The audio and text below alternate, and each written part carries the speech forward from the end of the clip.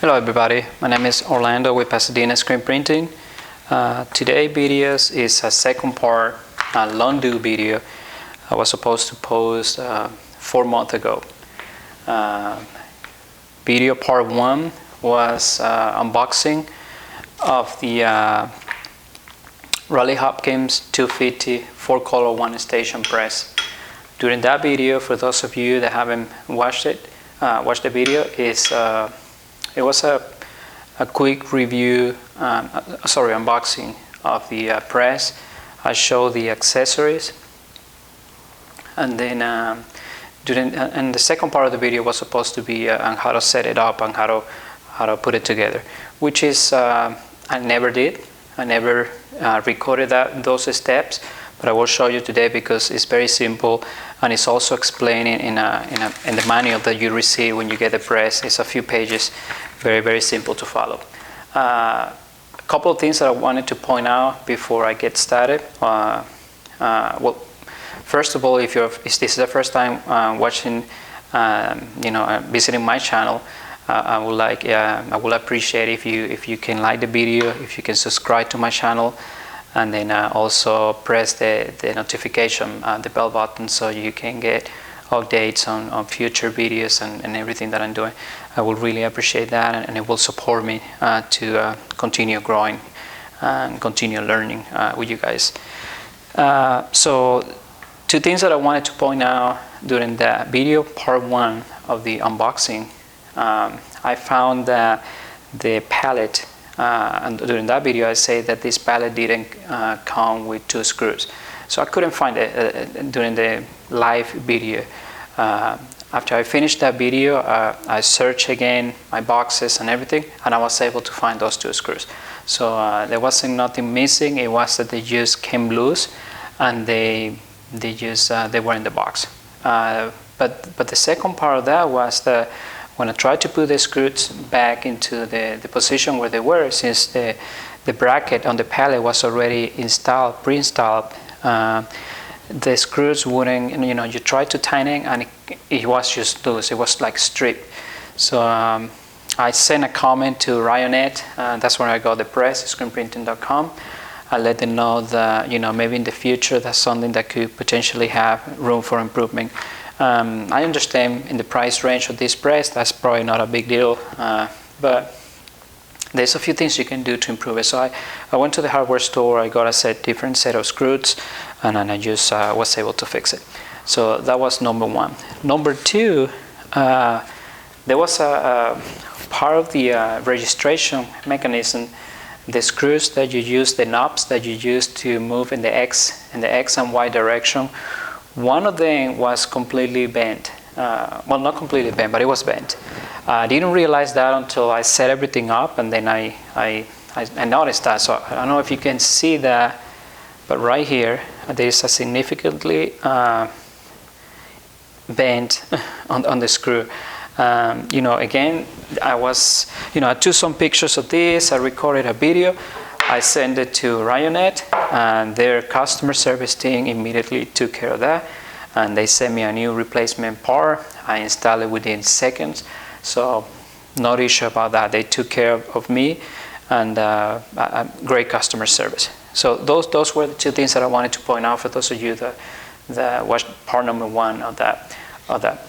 So the second part of the video was going to be on how I put this together. Instructions are here, but basically I'm going to just read on this material on the name of the part, so you don't get confused if you get the same press. The main part, it came in 2 different boxes. This part right here is called the main press core assembly. So that doesn't come with the legs attached, so you have to attach the legs. They call it the mounting feet. So these 2 plates here, mounting feet, you put it on the table where you want to put your set. This is a custom table, and then I put the microprint head assembly on top of it. This is to be honest, this is a one person job. I did it myself. You just have to be careful that you don't accidentally move and things fall on you. Then you will need 4 screws that the hardware already come with the press, so 2 for the front, 2 for the back, and you have a set of washers and nuts. So once you put that in place, the next thing will be to make sure that this stays right in place. So it comes also with the hardware to drill the screws onto the table, and then keep it in place so that way it doesn't move and fall. I decided to use a different set of screws for that, where I drill a hole, put the screw, and then on the underneath I had a nut, so in case I want to move it in the future. So that takes care of that. And then for this particular press, because it's a 4-color press, I have 4 what they call microprint head assembled with screen clamps. So this part already came together, so I didn't have to worry about setting up the X, Y, or this part of the registration system to the arms. They were already pre-installed because that's the option that I wanted. I purchased this with the micro registration already included. I think that's an option if you want to upgrade in the future. You can get it without that. But for this particular model, the 250, that's already built into the press.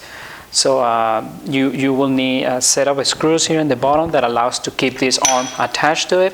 It has like a rubber material on the top, so when it goes all the way to the opposition, it stops at the same distance on all of them, at the same angle, and then you'll need 2 springs on each one of the microprint heads.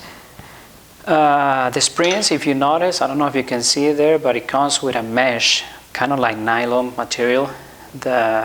For safety reason, it allows you to well, it doesn't allow you, but it protects your fingers, so in case you get close to it, you don't pinch your fingers with the spring.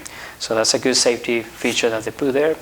But once you do that, basically you have all your 4 microprint heads installed. Then you need to make sure that these 2 screws, one on the left and one on the right side, when you lower your arm, everything is in place, so make sure you come and adjust as needed.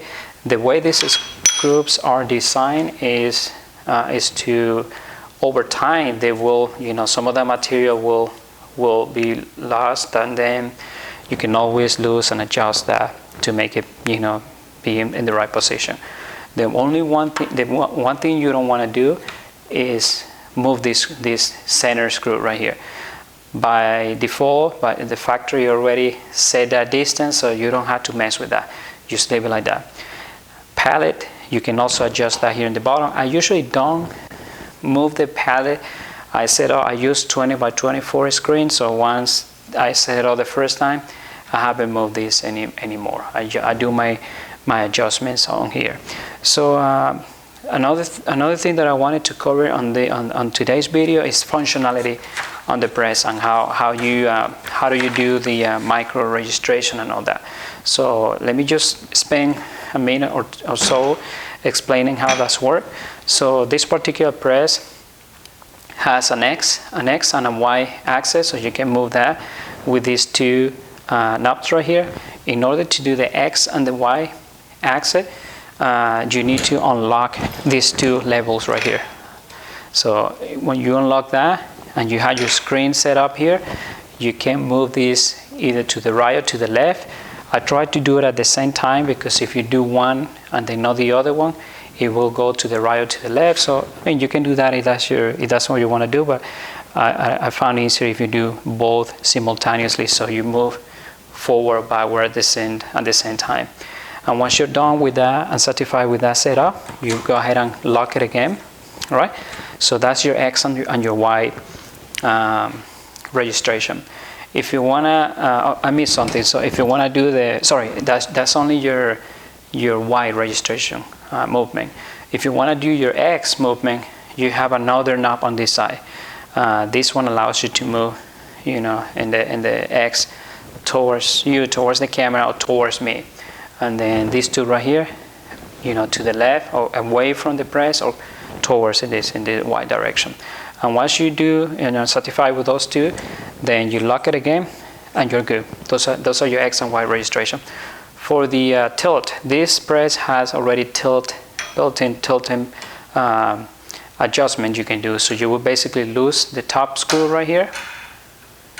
All right, and then there is another screw on the bottom here that you need to loosen. So I'm going to show you on this diagram how that looks like. So that was on my side. There is a screw right here on the bottom. There's two, but you lose the bottom screw, and then with that bottom screw loose and this part right here, you can turn this knob and the screen will go up or down. So you make the adjustment that you need, and then you tighten back this screw, tighten back the lower nut, and then you're good. The last thing on this is the off contact. So to do the off contact, the instrument or this equipment came with a 9/16 range. I have my own. I had two here that I keep there because I use it very often. So the off contact, so basically you have these two screws right here. So you loosen them, and that allows you to raise your screen to the thickness or the distance that you need to. Normally I use quarters, this quarter right here. I just put one in each corner, and then I set up my screen. It's here with the clamps and everything. I made the adjustment that I need, and then I tied it again, these two knobs, and then after that it's good to go. So that's very quick, basically how that works. I will record a few of the videos when I'm working on some projects so you can see how that is done, and then you have a better understanding. But that's basically it. So maintenance, just like any moving part, just make sure that you your grease, your bearing action part here. I mean, I haven't asked this to Ryanette, but that's a good practice. This is a bearing. I wouldn't probably put grease, but you can put probably W40, and that will be more than enough, especially if you have it in a humid environment like I am. I live in Houston, Texas, so that will probably help you to keep this in good conditions. Other than that, that's today's content for this video. I will be posting for those of you that haven't, I don't think I have explained or mentioned this in other videos. I'm starting, I started a new business in screen printing, but also doing a variety of different things like heat transfer vinyl. So I have some equipment set up in my house in one of the bedrooms where I have all my press for heat transfer vinyl. I also do embroidery, so I can show you in future videos the software that I use, the machine that I use for embroidery. I do sublimation. I can show you the printer that I use for sublimation and the materials and everything else. And I also do engraving in some materials. So very, very excited about these projects that I'm doing. We'll be posting more content, more videos on my channel. Please, if you're still watching, like the video, subscribe, and then hit the bell button for notifications on new videos. I think the next video that it's gonna be the next video that I'm gonna be shooting is about one important step in screen printing, which is a drying cabinet. I built a drying cabinet, and then it only takes 15-20 minutes, depending on how many coatings, to cure my emulsion. And that's something that you will quickly realize is a game changer in this business. So stay tuned. That's going to be my next video. Thank you for watching, and I'll see you next time.